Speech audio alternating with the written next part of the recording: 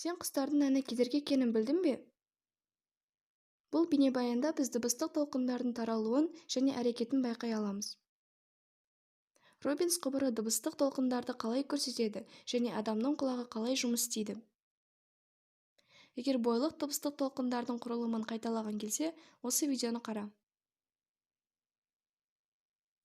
Дыбыс соғып жатқан серіппе тәріздес бойлық толқын. Дыбыс толқындары техникалық тұрғыдан кедергі болып табылады.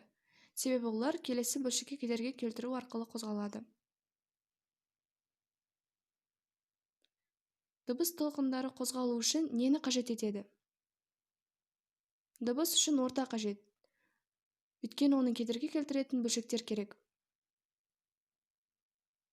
Сол себептен вакуумды кеңістік тыныш болады. Бұл ортада дыбыс толқындары кедергі келтіре алатын бөлшектер жоқ. Әдетте бұл орта ауа. Дегенмен ол су, болат немесе жер сияқты кез келген материал бола алады. Орта дегеніміз кез келген өзара байланысқан және өзара әрекеттесуші бөлшектердің жиынтығы. Ол қатты, сұйық немесе газ болады. Енді бізде орта бар. Содан кейін дыбысқа толқынның шынайы көзі керек.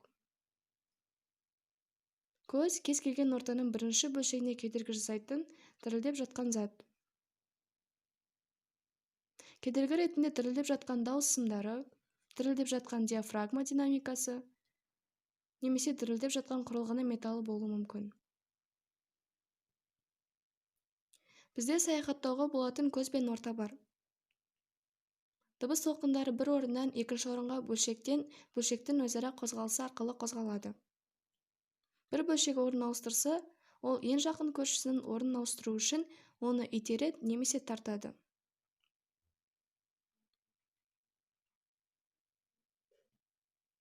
Робинс құбыры дыбыстың бойлық толқын екенін көрсеткен оттан тұратын керемет физикалық тәжірибе. Робинс құбыры дегеніміз тез тұтанғыш газбен, әдетте пропанмен толтырылған қуысты құбыр. Тесіктер құбырдың жоғарғы жағында тұрақты уақыт аралығында бұрғыланады. Құбырдың бір шетінде оған созылған резеңке мембрана бар, ал екінші шетінде дауыс сорайтқышы. Газ құбырдың үстіңгі жағындағы саңылаулардан өтеді. Газды жаққаннан кейін құбырдың үстінде жалындар пайда болады. Дауыс сорайтқышы қосылғаннан кейін дыбыс толқындары құбырдан өтеді. Құбырдың ішіндегі газ дыбыс қысымы толқындардың соңынан еріп, саңылаулардан толқын үлгісі болып шығады. Осыдан жалындар да тесіктен көп газ шығып жатқанына байланысты толқын үлгісін көрсетеді. Неткен керемет! Енді біз жаңа ғана толқынды қалай көруге болатынын көрсеттік. Мәссаған, бірақ біз дыбысты қалай естиміз? Біз дыбыс толқындарын ортадан өтіп жатқан діріл екенін білеміз. Біздің құлағымыз осы дірілдерді құлақтың әртүрлі бөліктеріне бағыттау арқылы жұмыс істейді.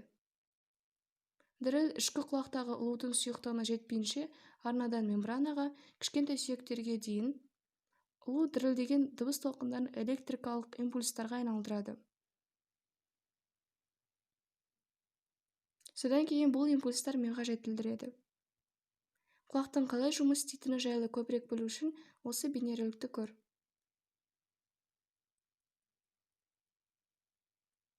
Көп адам келісе қоймаса да, енді біз құстың әні бөлшектердің кедергісі екенін білеміз. Және дыбыс толқындарын көру үшін отты қолданамыз.